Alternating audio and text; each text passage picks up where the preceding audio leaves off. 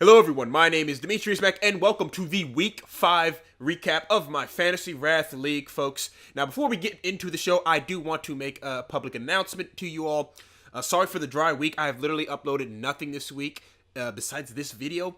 I plan on getting a video out explaining why tomorrow and then forward going Monday. I do plan on actually finally, after skipping about 3 Mondays, I believe it's been now, getting an actual one of my Monday videos out for you folks, and then continuing on with the regular schedule of 3-4 videos.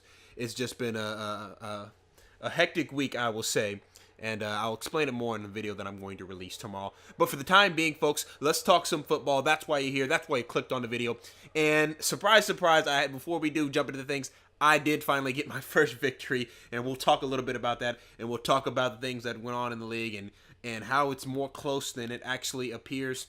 And we'll talk about all that stuff, folks. So I hope you guys are ready for the Week 5 recap. So as you guys can see here, this is my score. It was 95.36 to 53.42, and it was just a complete demolition for me. Very, very good for my confidence, and let's take a look at what happened. So if we eventually take a look at what happened, folks, we can easily see what happened. We saw that Alex Smith scored 26 points against Houston. We can see that A.J. Green scored 22 points. And we can see that T.Y. Hilton scored 17 points. And even Kyle Rudolph got me 10 points last week. My Eagles defense got me 8 points. And overall, my receivers, tight end, quarterback, they did their job.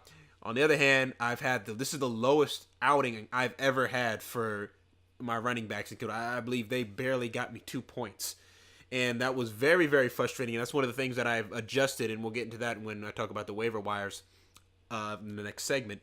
But that's something that was very concerning to me. Carlos Hyde just did not look the same. And in fact, for Carlos Hyde owners out there, if you've been paying attention, the coach has said that he is going to ride the hot hand. So that could be a bit worrisome, especially if Carlos Hyde can't find his groove and Matt Breida actually does end up finding his mojo, let's say, and they go to him.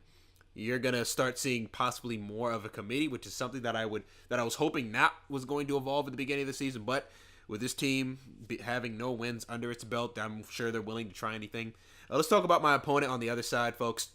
Russell Wilson had a mediocre game, just mediocre games all throughout. Le'Veon Bell was his third highest score. That's one of his big dogs. We'll talk about Pittsburgh and what happened in that game a bit later. And we can look at when your kicker is your second highest score with 12 points, you're probably not going to win the game. And there was some points that he left on the board. He left some points with Graham on the board, and he left some points with Kelvin Benjamin. And as you guys can see, I had buys all across. I didn't leave anything. I left absolutely nothing on the bench. I put the best fourth I could have, except you could say, okay, I could have put in Alshon Jeffrey over Randall Cobb. But really, I put my best foot forward, and I finally got my first win. Both teams here are now 1-4, which is really, really good for me. I'm now sitting in 7th place. So hopefully I just go up from here, and we'll see how the rest of the season goes for me. Another incredible blowout here, folks, is ESO Legends versus the Suge Knights. This was an undefeated matchup here. This was a crushing matchup. This is just our league champion, our defending champion, showing his dominance. And I speak on this every week, each and every week. He makes right decisions in the waiver wires. He's drafted well. He probably had the best draft of everybody. And he found Deshaun Watson. And if you've been watching football, not just your team, but if you've been watching football, red zone, all that type of stuff, you'll know that Deshaun Watson has been a fantasy monster and is probably going to end up winning Rookie of the Year. So, with that being a big pickup, with the big pickup of Kareem Hunt being who he is, and Chris Hogan doing what he's doing, and Kelsey, he just has a really formidable team that's going to be really hard to beat on a weekly basis because he has such talent that's such involved with really, really good offenses. And right now, I just don't see him slowing down anytime soon. I'll have to do a deeper dive into the players that he owns to look at his schedule to see if they have any tougher match. But right now, I don't see him losing to anybody. He's just got it down. He's making smart decisions across the board. And he's honestly, he's really showing us how it's done, all right? And it's crazy because he went from a fringe playoff player last year to winning it all to now coming back this year to dominating. So that just shows the luck and after having a years of experience, what fantasy can really become for you if you take it seriously and if you really are committed to your craft in a sense. So looking at ESO Legends didn't put up really anything. Odell Beckham Jr. Put up 16 points. Unfortunately for Odell Beckham Jr. owners, it's looking like he's going to be out for the season, which is a huge loss not only to fantasy owners but also to Giants owners, who also lost 4 receivers, I believe, in one game. I don't know if that's a league record, but I would be willing to bet that is a league record. So it's tough times for the passing game in New York. Eli is going to be a tough time. So fantasy-wise, you're probably going to want to stay as far away from the New York Giants as you can, unless you're going up against them. Then that's probably a matchup you're going to want to exploit with a defense. Other than that, there was nothing really notable here. The Seahawks defense was left on the bench. Melvin Gordon was left on the bench, which could have made this blowout even worse than it was. But other than that, just another crushing victory by our defending champion, the Suge Knights. Looking at our third matchup of Week 5, folks, we have 85.76 to 47.80 victory over the kid guy next to him. Convinced now is not paying attention. He's pretty much dropped the league, which is a real shame. It's a real shame because he was our very first champion when this league was formed 3 years ago. He was our very first champion, and I thought he'd take it more seriously, having been one of the people in our group, in my group of friends, that has actually won. But it looks like he is not paying attention, so there's nothing really to go through. DeAndre Hopkins is right now in standard leagues. He is the number 2 receiver, so that is really good for DeAndre Hopkins fans and for DeAndre Hopkins owners going forward. It's looking like Deshaun Watson is feeding him the ball. It's looking like the offense is looking a lot better than it did last year already. And things are looking good for Houston fans. On the other end, we don't have anything really going off. Crabtree played pretty well in that Baltimore loss. Antonio Brown played pretty well in his devastating loss against Jacksonville. And there's not much else. I mean, you see at the bench, there was nothing on either bench.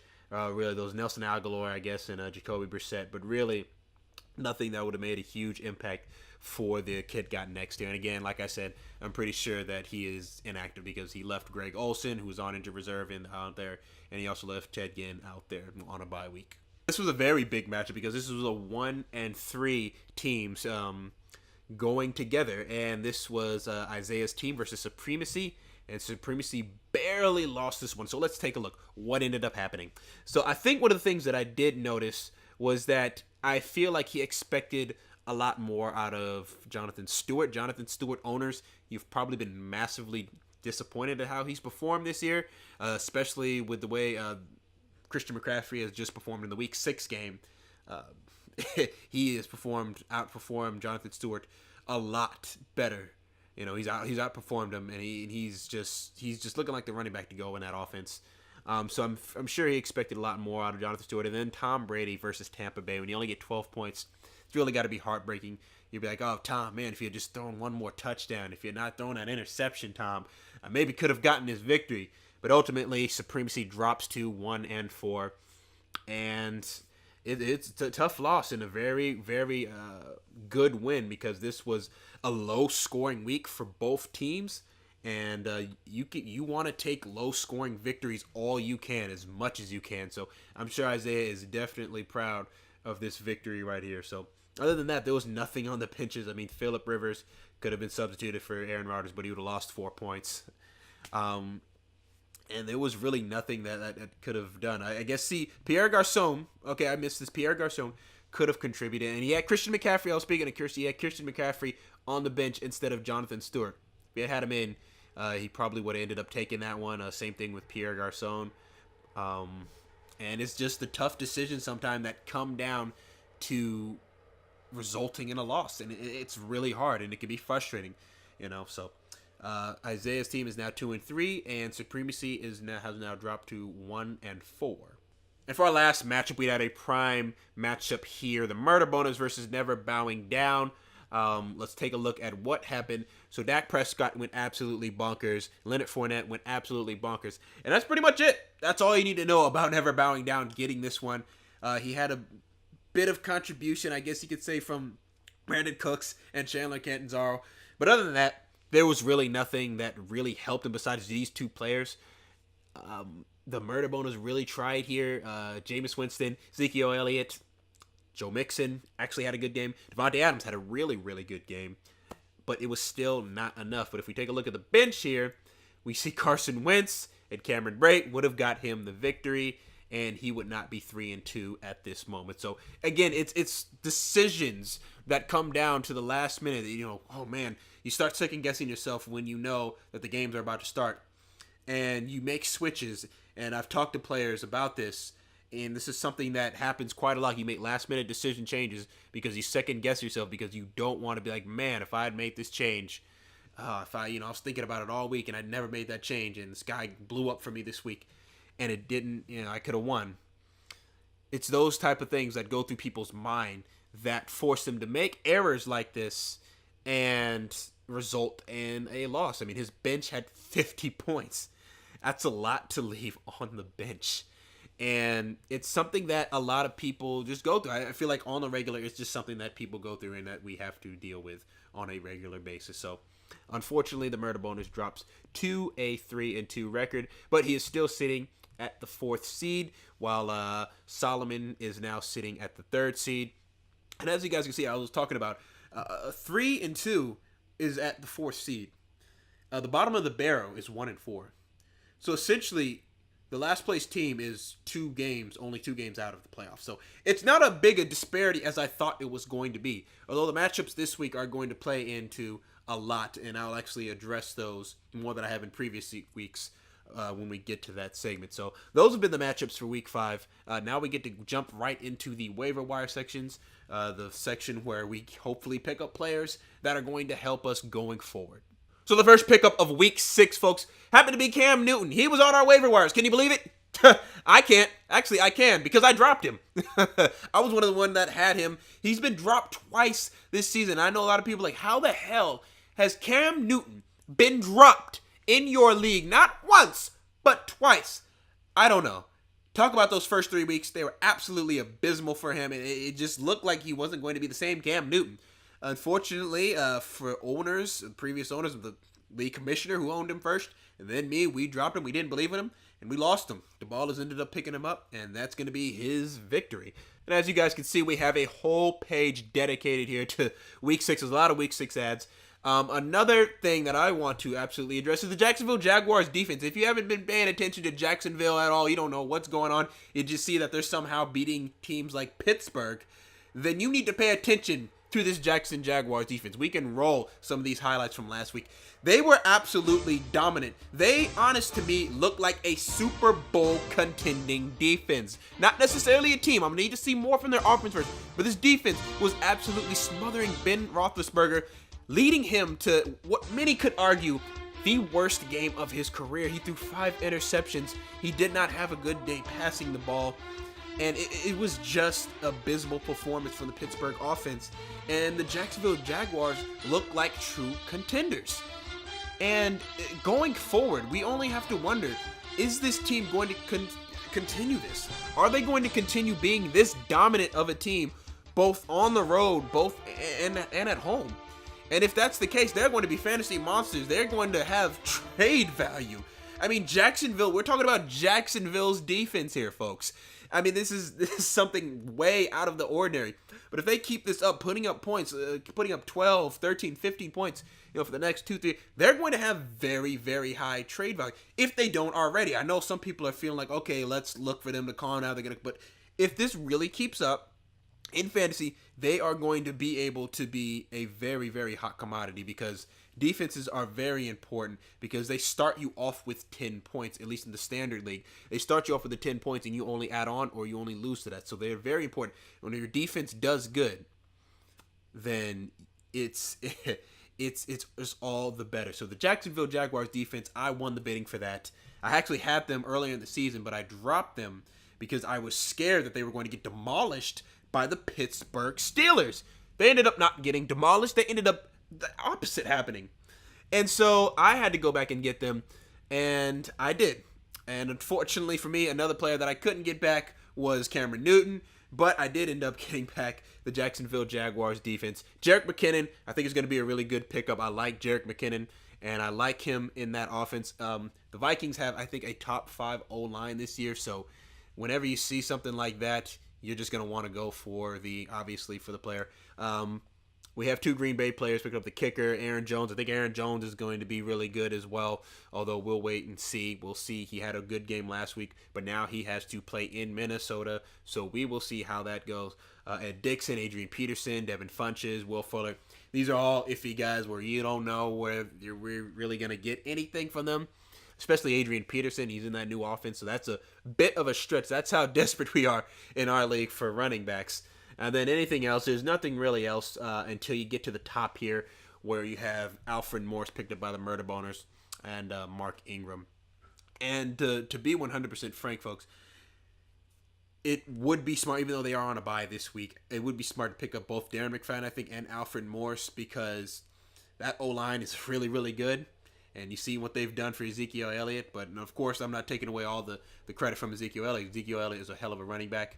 But he is suspended now for 6 games. So Ezekiel Elliott owners are probably rushing to pick up Alfred Morris or Darren McFadden, or both if you're really panicking and you're like, I don't know which one they're going to really lean on. So honestly, Alfred Morris is a really good pickup, and he would be expected or assumed to be the next man up. But there are some things that Darren McFadden brings to the table. He did rush for over 1,000 yards, I believe, in the 2015 campaign. So are they going to go with him? Or are they going to go with a committee? We don't know. Hopefully we're looking for just one man to take over and just use that O-line and just rack up the fantasy points that I know whichever person gets the job is going to do. It's just a matter of fact of who is going to get that job. So we will see. The sweepstakes for the next running back in the hot Dallas lineup is underway, and we will see come week 7. That's all, folks. This is the last segment, folks. I'm not going to spend a lot of time on this. I have a 10-point deficit to Isaiah's team, who is now sitting at 2-3. He is now 6. I am 7. So this is a huge matchup for me because I won't move up in the rankings if I beat him, and if I beat him directly, I'll have a win on him, and he will be below me. So it just means a whole heck of a lot. But we can look at the lineups that are set at this moment, and I think the things that are going to come down to is the teams playing the winless teams. I think Chris Thompson on my end, and Jordan Reed, and C.J. Anderson, and Will Fuller, and Lamar Miller are going to decide this game. I think the quarterbacks are going to be a bit even with Alex Smith and Aaron Rodgers this week, but I honestly think that those 5 players that I just named are going to be the key for me, key for this matchup period. Whoever is going to take more advantage of these undefeated teams. Those 5 players, they're all playing teams who have not won a game. They are playing at home, all 5 players. So it's going to be expected to have a lot of points from these 5 players. And if somebody underperforms anywhere, I think that's going to be game over here. But that's just my speculation here, folks.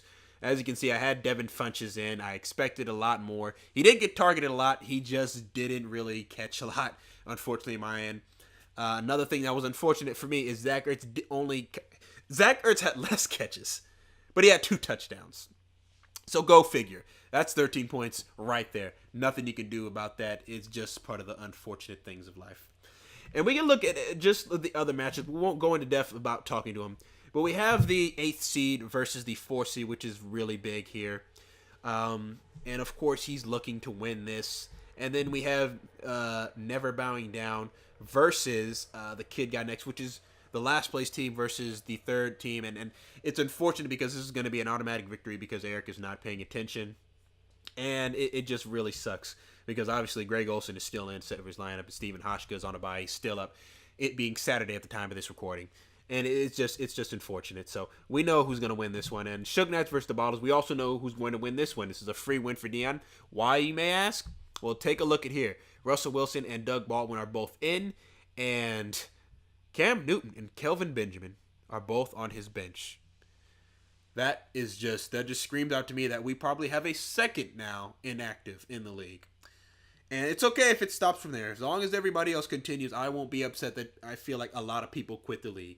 I feel like 2 out of a 10-man league is the most you can have without it just completely going down and taking the competitiveness out of it. But Kelvin Benjamin and Cameron Newton, leaving that 30 points on the bench, that's just game over. And the Fundraisers versus ESO Legends, this is up in the air. This is the 2nd seed versus the 5th seed. Fundraisers desperately needs a win. He desperately needs other teams to lose, including teams like Isaiah to lose.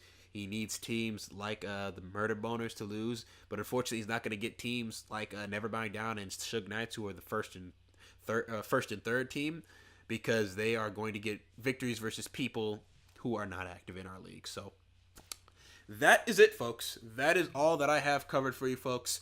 I hope you guys enjoyed this one. Didn't have a guest this week. I didn't have time to schedule anybody this week. I didn't reach out because I just didn't have time. I didn't have time to really do anything. As you guys can see from the barrenness of my uploads this week, I didn't really have a lot of time to do the things that I want to do. So I will be back at it next week, hopefully with a guest and with a lot more videos also. So that is it, folks. If you enjoyed it, make sure you hit that like button. And if you're new here and you think I deserve a subscriber, make sure you hit that subscribe button as well. And with that being said, folks, good luck to all fantasy players this weekend for week 6. And I will see you all in the next video. Until then, I'm DimitriusMac, and I'm out. Peace.